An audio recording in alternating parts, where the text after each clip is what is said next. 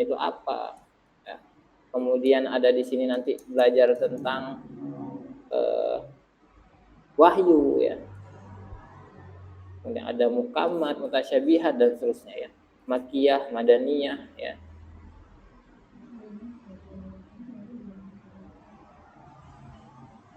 Kemudian dan seterusnya. Nah, ini hadis ini juga akan kita pelajari. Kenapa penting? Karena dia hukum Islam yang kedua, sumber hukum Islam yang kedua. Mana yang penting antara Quran dengan hadis? Dua-duanya penting. Ya, dua-duanya penting. Karena kalau Quran aja nggak perlu lah. Karena sekarang ada namanya di Indonesia, yang saya tahu di Indonesia juga sampai itu ada namanya kelompok ingkarus sunnah. Ingkarus sunnah itu orang nggak percaya sama hadis. Dia cuma percaya Quran doang. Ngapain kita percaya hadis? Kan dari Nabi Muhammad aja. Yang perlu kita percaya itu cuma Quran aja. Kira-kira benar nggak pernyataan itu? Salah ya? Salah. Kenapa? Kenapa coba? Karena kalau kita cuma beracu pada Quran, akan banyak hukum, akan banyak aturan hidup itu hilang. Ya, hilang enggak? Contoh, Allah perintahin sholat di mana? Di Al-Quran, ya enggak? Ada enggak di Al-Quran itu subuh 2 rakaat, zuhur 4 rakaat? Enggak ada ya? Enggak ada. Kalian pernah buka di Al-Quran itu yang menjelaskan ayat tentang berapa jumlah rakaat sholat? Ya. Di mana kita dapetin gitu? Di hadis, ya, di sunnah. Jadi kalau kita cuma membacanya situ, ya wajar kalau kita sholat nggak ada pakai rakaat gitu. Katanya aku sudah sholat, kenapa? Ya kan cuma percaya Quran aja. Kalau hadis itu kan bukan Quran. Dan itu berefek kepada banyak tentang puasa misalnya, diwajibkan puasa, ya kan? Di rincian-rinciannya di mana caranya, segala macam hal yang membatalkan puasa di mana? Hadis. Penjelasannya itu semua di hadis. Makanya hadis ini fungsinya banyak. Dia menjelaskan sesuatu yang belum jelas, ya, namanya mubayyan. Dia mengkhususkan sesuatu yang umum. Ya, tidak semua yang dalam Al-Qur'an itu kemudian diambil begitu saja. Harus ada pemahaman tentang penjabaran Quran itu dari siapa? Dari Rasulullah dan seterusnya ya. Nanti kita akan menjelaskan. Nah, jadi ulumul hadis ini nanti teman-teman sekalian ya akan bahas tentang itu. Nah, sebelumnya kita akan kontrak belajar dulu ya seperti biasa. Ini agak berbeda dengan ulumul Quran. Ulumul hadis agak rinci saya bikin karena ulumul Quran mahasiswanya banyak. Jadi saya harus efisien dalam menilai ya. Kalau saking banyaknya orang tuh susah nilainya. Kalian ngerasain sendiri gimana susahnya kalau murid banyak. Apalagi sekarang nilai rapot pakai tulisan ya. Harus pakai sikap dan sebagainya. Apalagi orangnya 80. Gimana coba? 80 itu lumayan ya. Walaupun itu memang sudah tugas dosen. Jadi saya akan rincikan ya. Jadi untuk penilaian mata kuliah ya kurang lebih sama. Cuman di sini saya kasih persentasenya. Pertama kehadiran dan keaktifan 10%. Ini dari saya.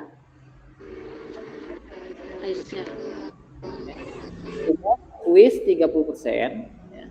Kemudian UTS 30% dan UAS 30%. Jadi kalau mau bagus, kerjakan tugasnya, kerjakan UTS-nya, kerjakan UAS-nya. Ya. Hadir terus dapatlah 10%. Insyaallah ya. Bentuk soal ujian tidak ada pilihan ganda. Ya. Hapus pilihan ganda. Kalau mau ujian PNS ya silakanlah pilihan ganda. Kalau di kelas saya tidak mau pilihan ganda. Kenapa? Kalau pilihan ganda itu ya gimana, tahu sendiri lah ya. Nggak usah mikir juga bisa.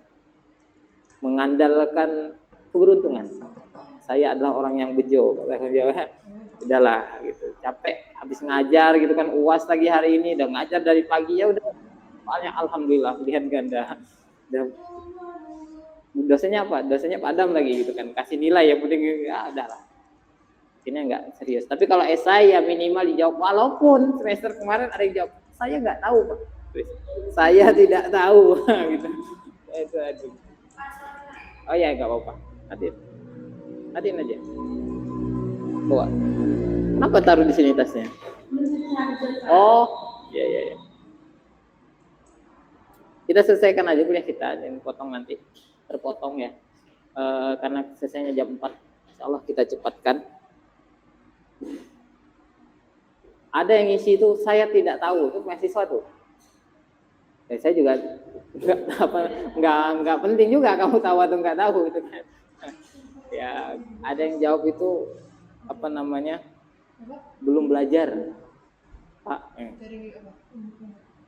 Ada yang jawab kayak pokoknya satu kata gitu, suruh esai itu satu kata gitu. Macam-macam ternyata mahasiswa zaman sekarang ya, terlalu jujur gitu. Mungkin karena dia menjunjung tinggi kejujuran makanya jawabnya begitu.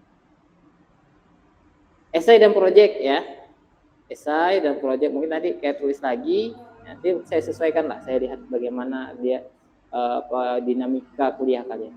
Untuk sementara kuliah yang lain sudah mulai ada tugas belum? Oh, udah ada. Nah, itulah. Masya Allah. Sudah banyak, Pak. Ya, gitu. Makanya saya paham mahasiswa itu banyak tugas. Ya. Makanya kalau, dan alhamdulillahnya ulumul Quran dan hadis itu mata kuliah yang perlu banyak penjelasan. Kenapa banyak penjelasan? Pemahaman itu harus sampai. Gitu. Yang penting itu bukan teorinya, tapi pemahamannya. Karena kalau salah paham ilmu-ilmu agama kayak ulumul Quran dan hadis itu bahaya. Bisa sesat, teman-teman. Ya. Kenapa bisa sesat? Karena itu bagian dari agama. Salah paham tentang dasar-dasar ilmu alat ini bahaya. Gitu. Makanya kalau di ulumul Quran dan hadis, tipikal saya ngajar itu saya jelasin. Jadi kayak, karena memang dalam Islam itu ada dua metode. Metode pertama namanya metode talaki, ya.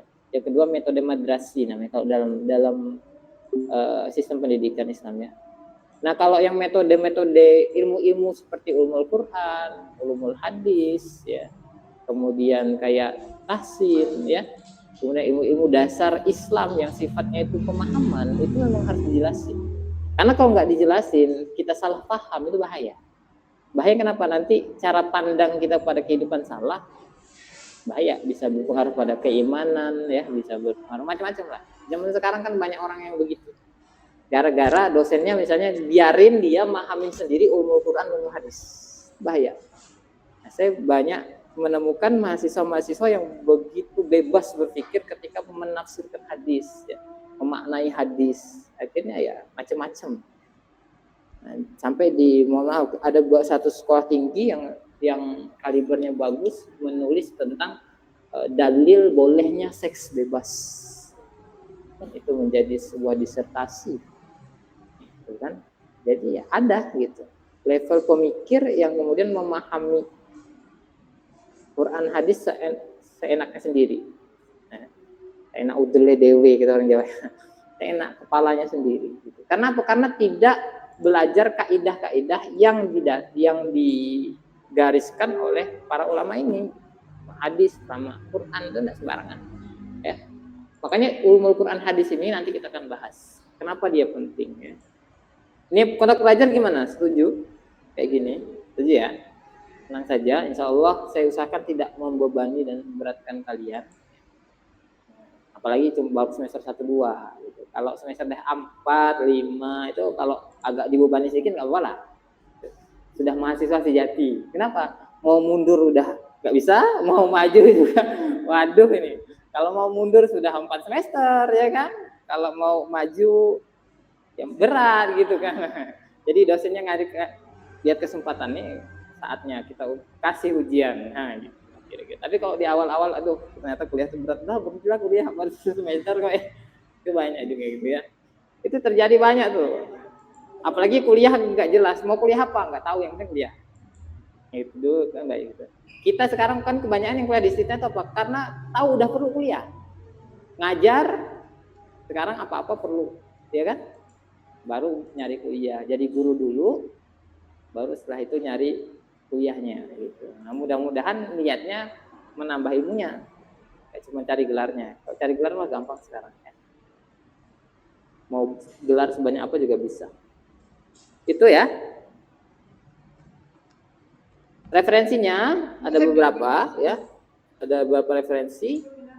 Yang pertama Al-Qawaid Asasiyah fi Mustalah Hadis, ini yang nanti akan banyak kita pakai. Karya Abuya Said Muhammad bin Ali Al-Maliki Al-Hasani. Beliau adalah seorang ulama Mekah. Ada yang pernah dengar? Nanti kita akan, kalau yang di bawah Habib Muhammad Said Muhammad bin Ali Al-Maliki Al-Hasani ini gurunya banyak ulama di Indonesia. Gurunya banyak ulama di Indonesia. Ya. Kemudian yang kedua, yang agak panjang sedikit kitabnya, kitab beliau juga Al-Manhul Latif karya Abuya ya Said Muhammad bin Ali Al-Maliki Al-Hasani. Sama bedanya ini nih dasar banget teori kaidah-kaidah umum, yang ini ada penjelasannya lah. Kitab yang sama ditulis oleh ulama yang sama. Kemudian yang ketiga, yang ini alhamdulillah dua ini berbahasa Arab. Alhamdulillah. Bukan sayangnya ya. Kalau sayangnya tuh gimana gitu rasanya ya. Sayangnya bahasa Arab, wah kayaknya tuh sesuatu yang negatif. Padahal berbahasa Arab itu harus disyukuri.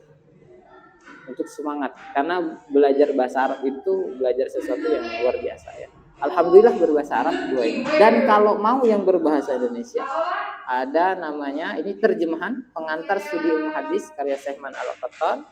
Ini PDF-nya kalau nggak salah ada, PDF-nya ada kalau nggak salah. Kemudian Ulumul Hadis karya Dr. Hadijah, yang ini yang versi akademis ya, versi akademis dari orang-orang kampus. Ini buku Ulumul Hadis kayak Dr. Hadijah, ya, boleh dibaca. Ini dasar-dasar kalau belajar teori dasar ya. Ini yang saya pakai untuk membangun teori materi. 4 ini paling banyak saya ambil. 2 ini yang terutama ya. Nanti mungkin banyak di sini. Nah, pertanyaannya, ngapain sih kita belajar ulumul hadis itu? Gak penting banget kayaknya belajar ini. Ya. Kayak mau ngajar anak PAUD kok ngajar ulumul hadis gitu. Buat apa? Emang anak PAUD belajar hadis? Buat apa gitu? Kalau ngajarin SMP lah oke lah ya, SMP. Tapi anak PAUD loh. Piaud gitu belajar hadis, kenapa coba? Nah, itu alasannya. Pertama, ulumul hadis itu merupakan salah satu ilmu alat dia ya, yang paling penting dalam khazanah Islam. Kenapa coba? Kenapa?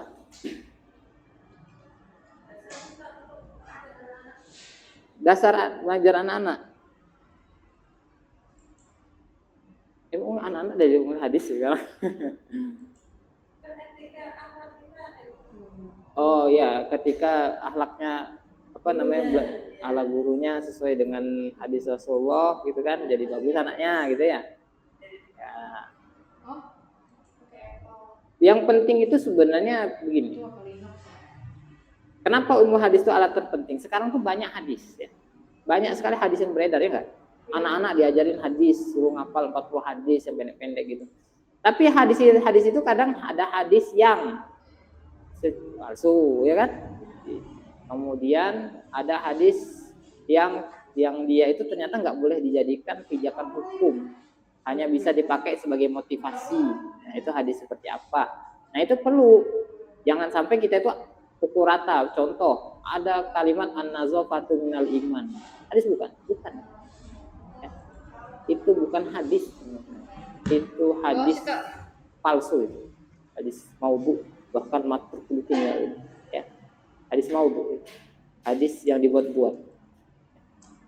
Walaupun hadis itu sebenarnya senada dengan firman Allah di dalam surat Al-Baqarah misalnya kan, innallaha yuhibbut tawwabina wa yuhibbul mutatahhirin, dalam surat Al-Baqarah ayat 22. Allah tuh mencintai orang yang bertobat, orang yang suci, bersih. Otomatis kan yang bersih gitu kan ya. Kayak gitu loh. Tapi an-nazafatu minal iman, kalau kita katakan Nabi berkata an-nazafatu minal iman. Hati. Nabi bersabda dalam sebuah hadis mutawatir yang sahih, man kadzdzaba alayya muta'ammidan falyatabawwa maq'adahu minan nar. Barang siapa yang berbohong, berdusta atas nama diriku, maka siapkan tempat duduknya di neraka. Jadi ya. Allah, kita dengerin azan sebentar ya. Allah.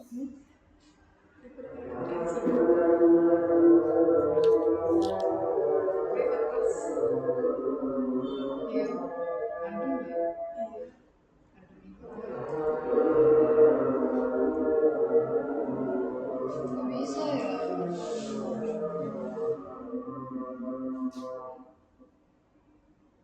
Oh, cendel. Loading. Loading overlap.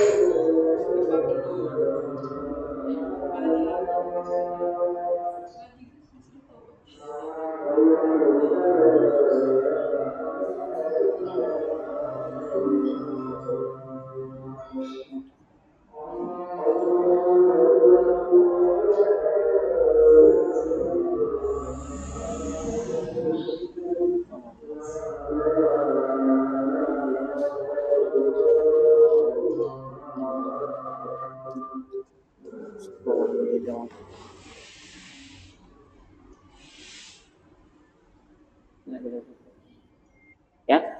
Jadi begini teman-teman. Jadi kalau kita salah, apalagi kita guru ya, ngasih-ngasih hadis ke anak-anak gitu kan, ngatain ini dari Nabi loh.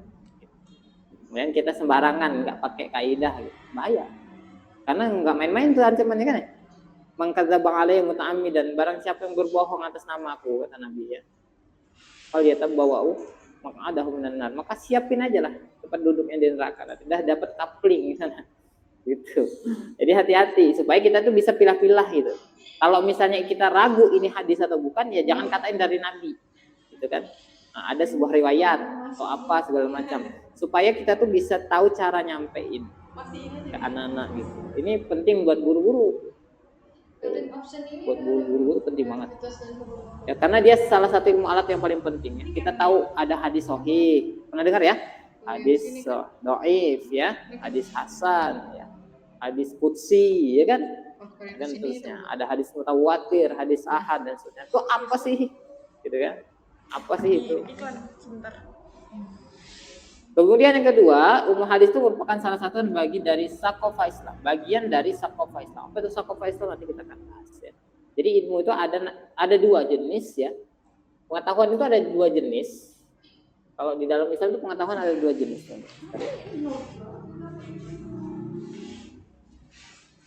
Ya, yang pertama ini pengetahuan. Ya. Di atas enggak? Bisa.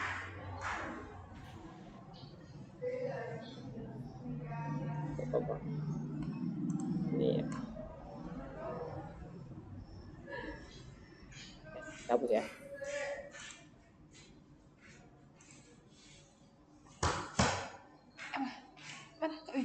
Jadi pengetahuan itu teman-teman ada dua ya. Ini ingat nih, penting nih. Supaya apa? Mana yang wajib, mana yang enggak.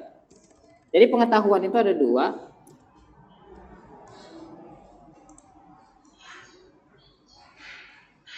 Ada yang disebut dengan ilmu, ya. Ilmu bukan dalam konotasi ilmu secara umum ya, tapi ilmu yang khusus. Ilmu nanti apa itu ilmu kita jelaskan. Ada yang namanya saqafah. Saqafah.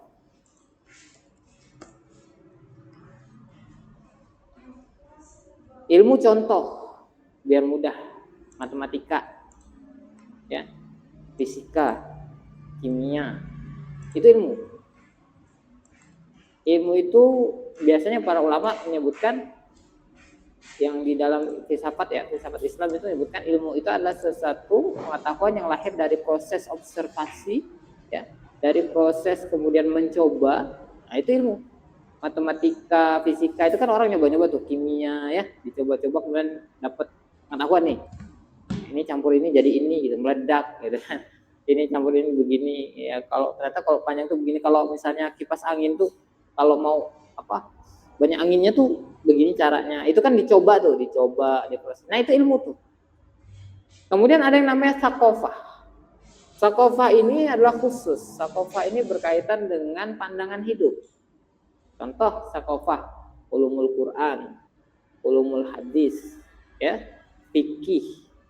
Kemudian ada lagi misalnya tauhid, ya, dan seterusnya. Ini sakofah namanya, ya, sakofah. Salah satunya adalah ulumul hadis, ya. Hadis, ya. Ulumul hadis, ya. Ada lagi misalnya tadi ulumul Quran, ya.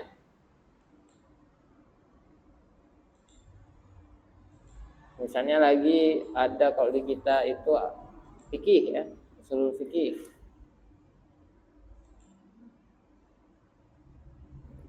Dan seterusnya, ya. Ada ilmu lain tuh. Tafsir, ya, balaghah, macam-macam. Ini sakofah. Kata Imam Al-Ghazali, kalau ini fardu kifayah. Fardu kifayah. Nah, ini secara umum hampir mayoritas sakofah itu para ulama mengatakan fardu ain.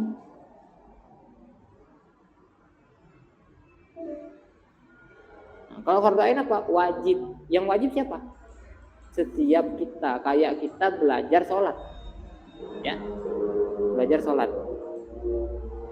Kalau ilmu fardu kifayah, apa maksudnya? Kalau sudah ada satu yang belajar, yang lainnya udah nggak wajib, ya kan? Tapi kalau di suatu daerah, desa nggak ada yang belajar itu dosa semua. Ya, contoh apa? Dokter, ilmu kedokteran, ya. Jadi dokter itu fardu kifayah. Artinya apa? Kalau di satu kampung, satu desa, satu kabupaten, kecamatan nggak ada dokter, dosa semua tuh. Tapi kalau sudah ada dokternya satu, berarti udah nggak perlu, karena sudah ada dokter, sudah ada orang yang mempelajari ilmu tersebut. Semuanya fardu. Makanya hadisnya ada thalabul ilmi faridatun ala kulli muslimin wa muslimah, kan gitu. Fardunya itu dua, apakah dia fardu kifayah atau dia fardu ain. Nah, ulumul hadis itu termasuk fardu ain sebagian ulama. Kenapa? Karena penting untuk kita bicara agama itu dari hadis. Ya. Makanya tidak semua dalil kemudian kita terima. Sehingga kita perlu mempelajari ulumul hadis, ya. Dia karena bagian dari sakofah, dan sakofah itu mayoritas ulama sebagian besar mengatakan itu fardu. Jadi belajar bahasa Arab itu jangan diremehin, ya. Belajar bahasa Arab itu fardu ain. Ya, belajar hadis itu fardu ain. Minimal kita tahu tuh hadis itu apa, gitu kan ya. Kemudian sunnah itu apa, itu harus belajar tuh. Makanya kurikulum di sekolah tuh harusnya ada itu ada. Makanya kayak Sititna misalnya MKDU-nya, maka kuliah dasarnya ya sakofah wajib tuh ada semua. Usul fikih, ya kan, imamalah. Walaupun kita ngajar juga akhirnya paut juga gitu loh. Kemudian apa lagi? Yang sudah belajar apa? Yang ada sakofahnya. Umul hadis, ya, umul Quran semester ini. Yang semester lalu apa? Usul fikih ada. Bahasa Arab, ya kan? Itu harus serius tuh. Bukan serius, minimal kita konsen di situ lah gitu ya. Tahu dasarnya. Karena kalau yang penting sudah gugur kewajiban fardu ain itu. Jadi kalau disepelekan bahaya. Anak-anak kita juga kalau sekolah digituin. Kalau misalnya di SD nggak ada pelajaran itu, cariin. Kenapa? Karena itu fardu ain itu. Ya. Walaupun mereka belum dapat dosa gitu, masih kecil ya kan. Tapi orang tuanya yang mengarahkan harus paham. Oh, ini fardu ain, supaya nanti anak-anak itu ketika dewasa dia belajar mana yang fardu ain itu dipelajari. Karena fardu ain itu beban untuk setiap individu. Sementara fardu kifayah itu beban untuk kelompok masyarakat, ya kan gitu, umat kan gitu. Makanya itu pentingnya ulumul hadis, ya. Nggak perlu belajar semua, makanya di sini juga yang penting tahu gitu. Keluar dari sini saya ahli hadis. Ahli hadis ini sahih, ini dhaif, ini nggak boleh diamalin. Nah gitu kira-kira ya, jadi ahli hadis semua. Enggak ya. Keluar sini, saya pun bukan ahli hadis. Keluar dari sini itu juga nggak paham juga bahasanya. Tapi minimal tahu, oh kalau ada orang sahih, hadis dhaif, hadis hasan, kita paham. Nggak semua hadis dhaif, sahih dhaif doang. Ada tuh. Karena kalau nggak sahih berarti dia dhaif. Kalau nggak sahih nggak boleh diamalin. Nah itu ada. Benar nggak pemahaman gitu? Nanti kita pelajari pada pertemuan keberapa gitu. Ya. Nah, ini kita dalamin dikit ya. Dalam ranah ilmu modern, ya, ilmu hadis ini melatih kita untuk berpikir ilmiah. Kenapa? Karena ilmu hadis ini ilmu yang mempelajari tentang namanya triangulasi. Apa itu triangulasi? Cek dan recheck terhadap suatu berita. Kita zaman sekarang paling enak sebar berita. Klik share, ya kan? Selesai. Kita nggak tahu tuh isinya beneran dari Rasul atau enggak. Misalnya kita share hadis nih, ya kan? Kita lihat sembarangan. Itu namanya tidak check and recheck. Kalau dalam ilmu hadis itu ada namanya check dan recheck. Orang ilmu hadis itu nggak serta-merta menerima berita. Ketika dia menerima berita, maka dia akan hukumi berita ini. Berita ini nih valid enggak? Berita ini nih berhak disebar atau enggak? Berita ini nih benar atau tidak? Kalau dia benar, berapa persen derajat kebenarannya? Itu bicara ilmiah kan? Orang-orang pendidikan tinggi ilmu itu kan harus begitu ya. Ada berita, oh keren nih kayaknya, share. Ini kayaknya keren nih, sesuai dengan keinginanku. Gitu. Kalau ini orang yang kemarin ngerasa nih aku nih, oh, pasti kena ya gitu kan, share gitu. Karena pengen gitu, pengen apa dia baca, ternyata dia nggak baca juga. Ya, kita kadang-kadang kita tuh sharing status, nulis status gitu kan, ngutip-ngutip pendapat ini, bahkan ngutip-ngutip hadis supaya apa? Nyindir orang. Supaya orang itu kesindir gitu. Kita nggak tahu tuh statusnya gimana, bener nggak di-share gitu kan ya. Yang penting share dulu lah biar dia kesindir. Ternyata dia juga nggak online, nggak punya pakai data gitu, ternyata. Dari sini nggak baca, yang baca orang lain gitu kan ya. Yang bikin orang lain overthinking gitu kan, ternyata itulah manusia ya. Kita tuh kelakuan kita zaman sekarang gitu. Makanya hal yang kita suka plus diaminkan sama algoritma. Makanya HP saya dan HP teman-teman tuh mungkin beda. FYP-nya beda. Gitu. Buka TikTok beda tuh. Ada yang kajian, selawat, ada yang joget-joget gitu kan. Ada macam-macam. Tergantung kita tuh sukanya yang mana. Ya, diaminkan. Termasuk yang datang ke kita. Kalau kita suka share masalah ini, biasanya yang muncul tuh gitu yang kita senang. Itulah kenapa kadang-kadang ini saya banyak dari cerita. HP istri itu yang banyak muncul adalah peringatan kepada suami. Sementara HP suaminya adalah isi-isinya peringatan untuk istri. Salah sasaran. Seharusnya kan kita pengennya kalau yang baca ini cocok nih buat si doi nih gitu kan. Tapi yang muncul tuh di HP kita terus gitu. Karena kita tuh sukanya lihat-lihat itu. Nggak masuk gitu kan ya. Kita pengennya dia yang baca, tapi kalau kasih ke dia tak marah gitu kan ya. Pengennya tuh itu muncul gitu di beranda dia, tapi dia sukanya yang lain. Nah, gitu. Itu berita tuh. Datang ke kita, wah dia pengen share nih. Yang datang itu kan sesuatu yang kita inginkan. Karena HP itu bekerja sesuai dengan kebiasaan, sesuai dengan kesenangan kita. Makanya kalau daftar email apa kita kan senangnya apa, kuliner, apa segala macam, musik, ya kan, drakoran gitu kan, apa namanya K-pop, ya. Kalau cowok-cowok Mobile Legend gitu kan, isinya tuh kayak gitu. Bagaimana caranya jadi jadi pebisnis kuliner gitu kan ya, atau isinya alat rumah tangga semua gitu kan, skincare semua isinya gitu. Itu tergantung kesenangan kita pengen share. Itu berita zaman sekarang gitu, dan semua itu ada yang valid ada yang tidak valid. Karena kita kan manusia itu ya, kalau senang ya semua informasi sesuai dengan kesenangan kita masuk. Apalagi sekarang konten creator bikinnya sesuai dengan pasar gitu.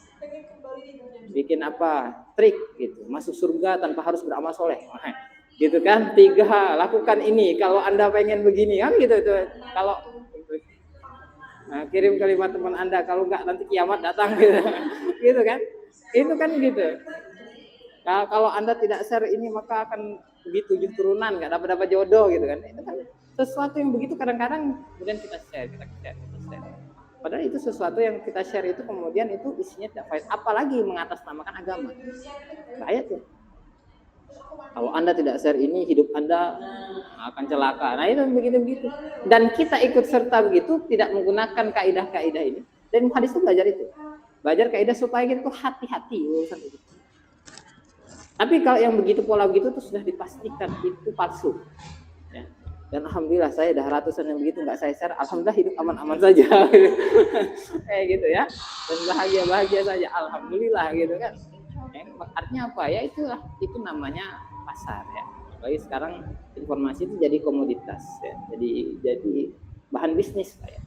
Siapa yang tahu informasi duluan dia yang dapat kesempatan untuk meraup keuntungan.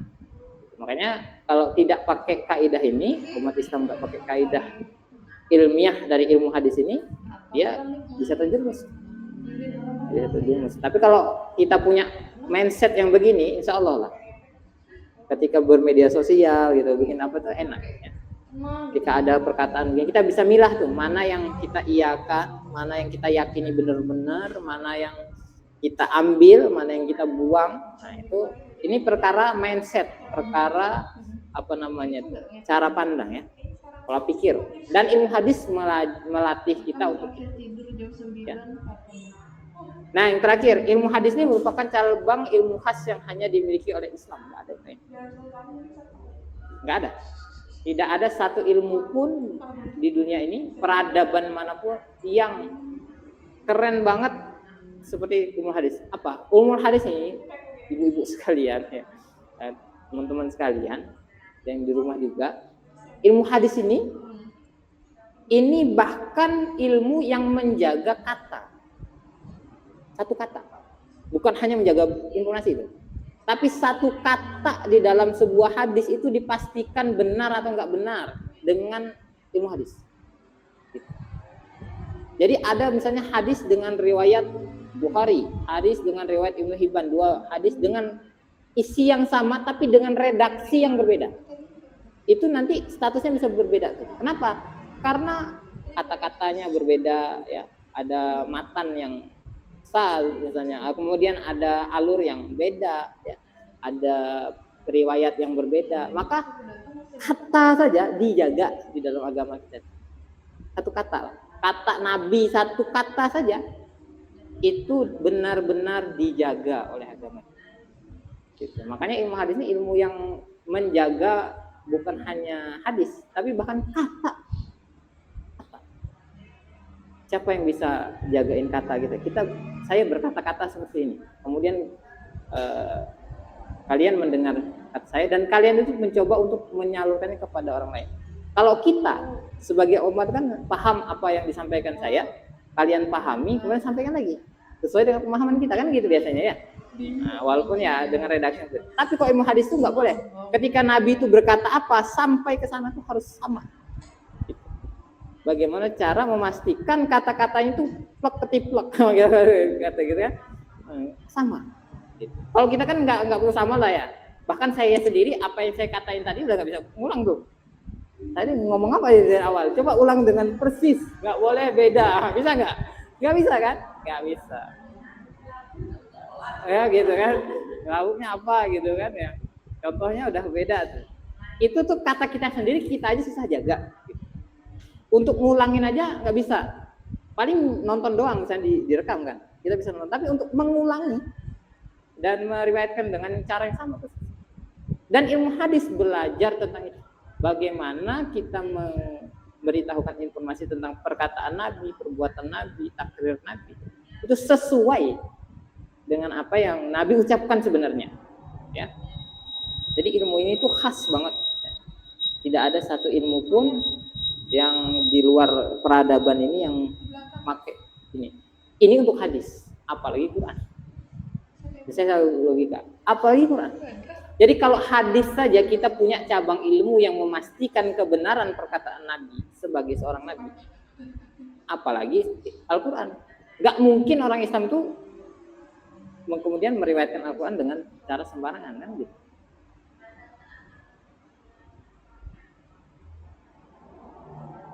Habis ini ada yang ditanyakan silakan ya. Kalau ada mau ditanyakan boleh. Ini kalau ada yang bahasa Arab, kalian masih itu nggak apa-apa ya. Biasakan diri membaca tulisan Arab dulu. Kan bagus. Baik.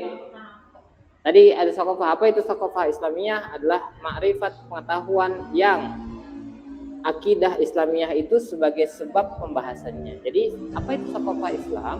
Sakofah Islam itu adalah ilmu yang dia itu lahir dari akidah Islam, dari kepercayaan para muslim.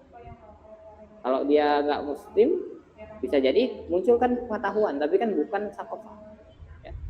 Makanya kalau ilmu hadis ya, karena kita ini orang Islam, makanya kita belajar hadis. Nggak mungkin kita belajar hadis kalau kita bukan orang Islam.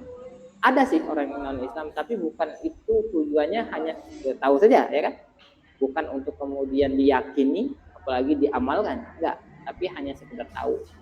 Di Barat juga sudah banyak ya, ilmu studi hadis itu banyak. Saya pernah apply di Universitas Birmingham itu ada studi tentang ilmu hadis. Ada. Bahkan di Amerika juga banyak ya.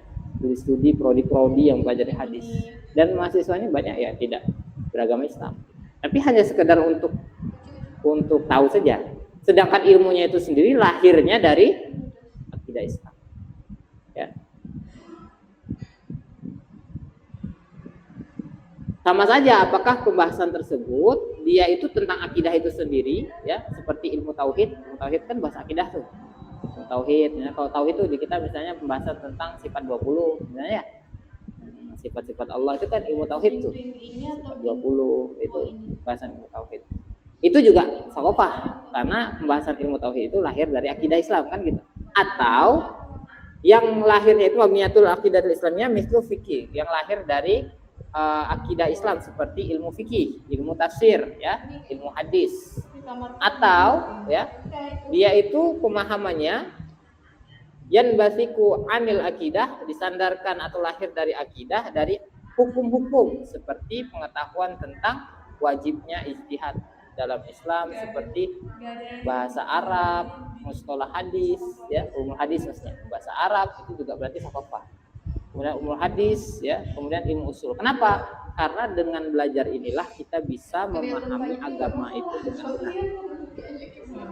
Jadi kalau kita pengen tahu orang itu cocok nggak dia jelasin tentang agama, kita tuh harus tahu dia ini ilmu alat agama paham nggak? Ya.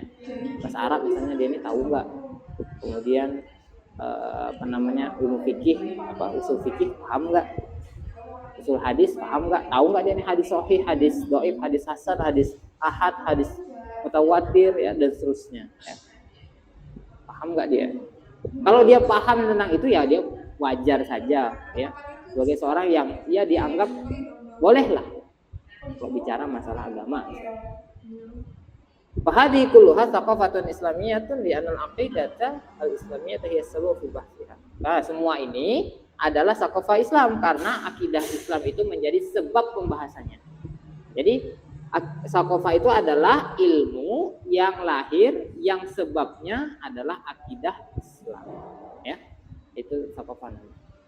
Tauhid, kemudian tadi pembahasan tentang fikih, tafsir, hadis atau alatnya. Ulumul hadis, bahasa Arab, usul fikih, ya, ulumul Quran, semua adalah itu yang maksud dengan sakofah, yang dimaknai dengan sakofah. Baik. Nah, ini yang penting nanti yang akan kita bahas ya. Nanti yang banyak kita bahas itu apa? Pertama, kita akan bahas tentang anatomi dasarnya, apa saja yang nanti bakal teman-teman dengar di ilmu hadis ini ya. Yang pertama hadis, pasti banyak tuh keluar dari mulut saya hadis. Nanti saya akan bicara khobar. Nah, kalau saya bicara khobar tuh apa maknanya? Asar, sunnah, ya, saya akan ngomong tuh macam-macam. Nanti saya akan ngomong juga sanad, isnad, ya. Kemudian musnad, musnid, nah macam-macam tuh. Ya. Saya akan ngomong dengan kata-kata itu, kalimat itu. Jadi harus paham. Kalau di fisika misalnya saya ngomong nanti atom, ya saya ngomong itu kan istilah-istilah tuh. Nah, yang begitu-gitu. Di ilmu hadis nanti banyak dengar itu, matan, sanad, rawi, ya. Saya akan nanti makanya kita harus paham gitu, supaya nanti kita nggak salah dalam memahami sebuah ilmu. Jadi jangan heran ya ketika ada kalimatnya apalagi nih kata-kata baru nih. Ini makanan apa ini gitu kan ya. Hadis, khobar, asar, sunnah dari sisi lafaz secara umum ya. Dari sisi lafaz hadis, dari hadis itu ada matan, ada sanad, isnad, musnad, musnid. Dari sisi rawi, orangnya. Nah, ini lafaz umum. Dari sisi hadisnya, yang beritanya itu ini. Tapi dari sisi perawinya, rawi itu orang yang meriwayatkan, orang yang membawa hadis. Hadis itu nanti ada yang disebut dengan muhaddis, al-hafidz, al-hujjah, al-hakim dan ya. Muhaddis itu orang yang berilmu hadis, al-hafidz itu orang yang hafal 100.000 hadis, ya. Al-hujjah itu sebagian mengatakan hafal 500.000 hadis. Ya. Kemudian kalau al-hakim itu yang 1 juta hadis kan. Begitu. Nanti ini banyak muncul dari mulut saya atau ya minimal saya banyak sebutin lah ya. Tapi yang paling banyak nanti mungkin matan sanad. Nah, itu kira-kira. Matan sanad. Nah, itu nanti kalian harus paham tuh, apa itu matan, apa itu sanad. Gitu. Pernah dengar itu ya, kata-kata itu ya? Kalau di pondok pernah. Tapi kalau luar pondok biasanya ada yang dengar, ada yang enggak. Kalau kajian ya, kalau yang di rumah mungkin banyak juga yang dengar. Ya, kalau kajiannya kajian umum ya mungkin tidak keluar yang begitu ya, nggak keluar. Tapi kalau kajiannya khusus, hadis tertentu atau kita belajar yang lebih mendalam terhadap topik-topik tertentu mungkin. Misalnya hadis yang diriwayatkan oleh ini dengan sanad hasan, dengan sanad sahih, ya dari ini dan ini seterusnya, ya kan? Nah, yang diriwayatkan oleh Abu Hurairah dari riwayat Imam Al-Hakim dan seterusnya. Nah, itu kalimat-kalimat seperti itu adalah kalimat-kalimat yang menjelaskan tentang berita yang dibawa. Jadi itu penting. Jadi referensi mengutip sumber itu sangat ya. Tulis juga gitu. Jangan asal tulis ini tulisan saya, ternyata mengutipnya orang. Nah gitu. Kira-kira gitu ya. Jadi kalau kita ngutip punya orang, dari siapa sumbernya tulis. Atau minimal kalau kita ngejelasin tuh menurut siapa, ya dijelasin. Kalau misalnya kita Ustadz, pendapat siapa Ustadz Abdul Somad ya boleh lah. Menurut Ustadz Abdul Somad, Adi Hidayat misal, ya, Gus Baha misalnya. Kalau punya pendapat, jangan merasa kita sendiri yang kemudian punya pendapat itu. Punya orang dengan gitu ya. Gitu. Itulah kira-kira. Dan itu yang jadi budaya zaman sekarang ya. Asal kutip. Baik. Ada pertanyaan? Monggo. Belum paham. Hadisnya apa ini? Ini ilmu baru ya. Enggak apa-apa ya. Baru mendengar ilmu hadis ya. Kalau di pondok itu biasanya ngapalin matan-matan ya. Bahasa Arab, dunia ya. Alfiyah itu bahasa Arab. Kalau hadis juga ada macam-macam. Ada Al-Iraqi ya, kemudian ada banyak. Syarah itu penjelasan ya, menjelaskan. Atau bahasa lainnya menguraikan, uraian ya. Penjelasan terhadap sesuatu. Syarah. Oke. Nah, ini terakhir sebelum kita tutup. Nah, apa yang disebut dengan ilmu hadis? Ilmu hadis ada 2.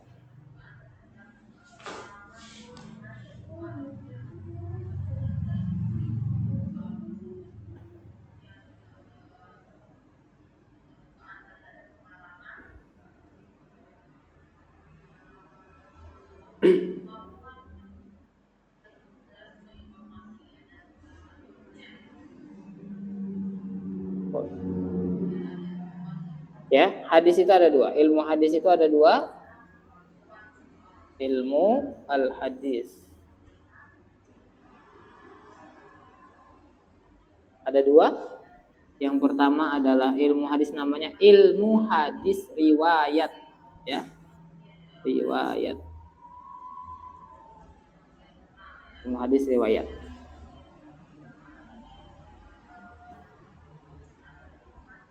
Kemudian yang kedua ada yang disebut dengan ilmu hadis diroyah.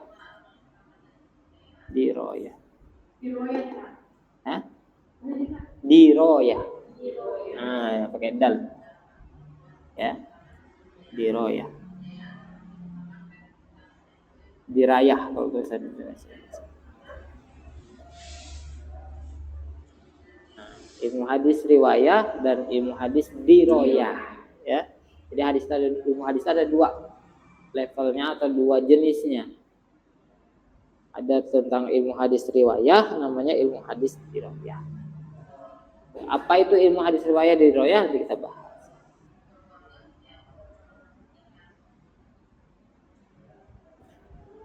Nah, ini dari kitabnya Syekh Abuya, ya, Muhammad bin Alwi Al-Maliki Al-Hasani.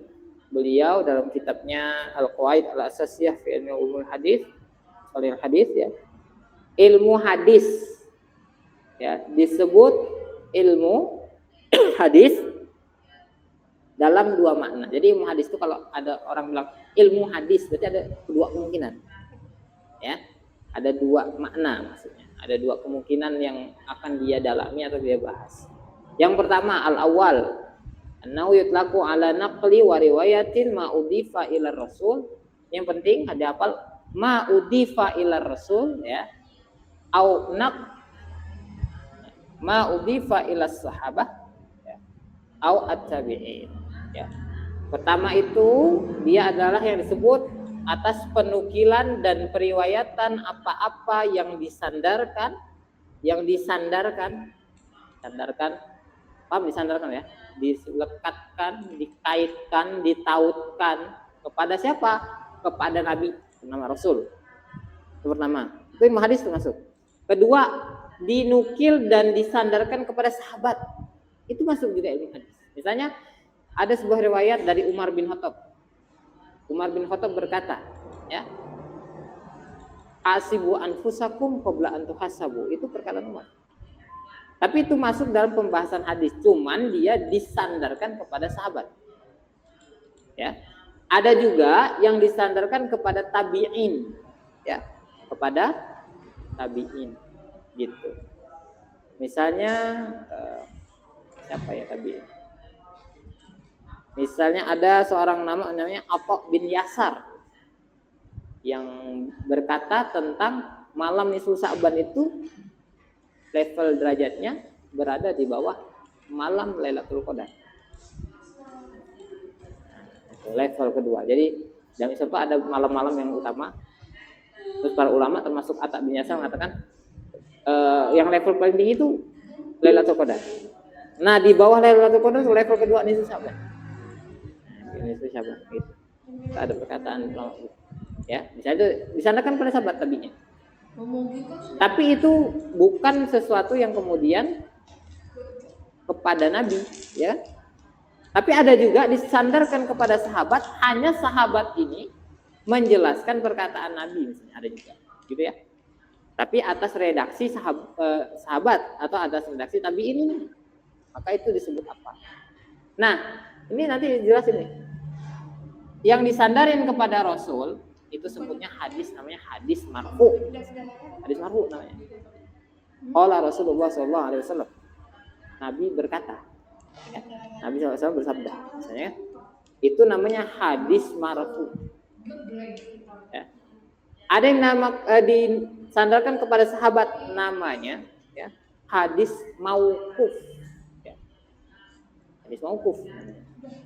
Ada yang disandarkan kepada tabi'in, namanya hadis maqfu. Ya, hadis maqfu. Namanya hadis juga. Jadi kalau disandarkan kepada Nabi marfu, kepada sahabat mauquf, kepada tabi'in itu maqfu. Semuanya disebut dengan hadis. Ya. Contoh.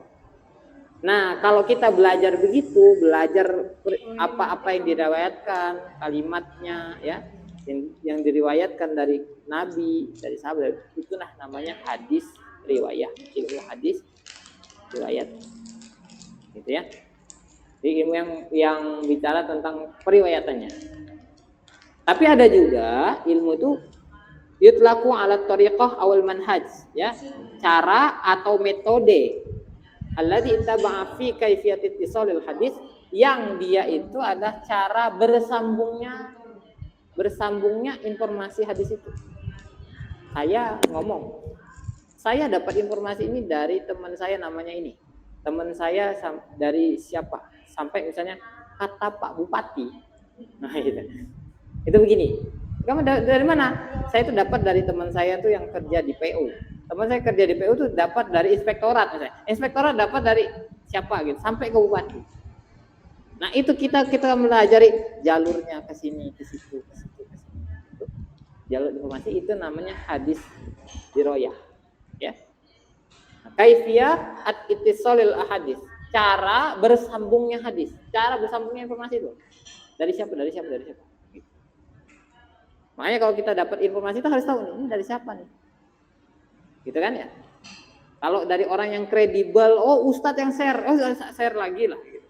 Karena udah tahu nih orangnya bagus, kredibel, nggak bohong. Tapi kalau yang ini siapa, nggak tahu orangnya, kita nggak kenal juga dan sebagainya, ketika dia share maka kita ada keraguan kan. Jangan langsung di share, ya. Terusin dulu, ini dari mana. Ya. Ada tuh sekarang meme itu ada gambar Ustadz Abdul Somad gitu kan, bawahnya ada kata-kata. Bener nggak itu dari Ustadz Abdul Somad? Ya, jangan-jangan enggak gitu kan. Dari mana dia dapat? Oh ternyata dia bisa ngambil dari temannya ini nonton YouTube. Dari YouTube itu ada kata-kata dipotong, dituliskan ke sebuah meme. Misalnya gitu kan. Itu kan berarti jalurnya begitu. Bukan dari Ustadz Abdul Somadnya langsung berarti. Dari YouTube. Dari video YouTube. Misalnya sumbernya dari channel apa gitu ya. Nah, cara kita mencari cara bersambungnya informasi itu disebut dengan ilmu hadis diroyah, ya. Min haitsu ahwal ruwatiha, dari aspek nanti kita akan belajar kondisi orangnya, levelnya tuh kayak gimana, ya, kualitas orangnya ini pembohong kah, jujur kah, baik kah, levelnya tuh soleh kah, pinter kah atau enggak pinter, nanti dibahas dalam ilmu hadis. Kayaknya enggak sembarangan. Ilmu hadis ini ilmu yang enggak sembarangan. Kita bahasin orang sampai ini yang riwayatnya siapa? Ini. Orang ini nih ternyata ulama ini bilang dia ini tidak sikoh. Tidak sikoh itu tidak bisa dipercaya. Levelnya tuh tidak terlalu bisa dipercaya. Nanti level hadisnya turun. Jadi apa gitu. Dari sahih misalnya jadi apa gitu. Jadi kita tuh belajar tentang cara bersambungnya informasi ya gitu ya. Nah, cara bersambungnya informasi baik dari aspek gimana kondisi orang yang menyampaikan informasi, kecerdasannya ya, kepekaannya, ketelitiannya, keadilannya, dari aspek kondisi rantainya ya, rantai periwayatannya bersambung atau terputus. Contoh saya menyampaikan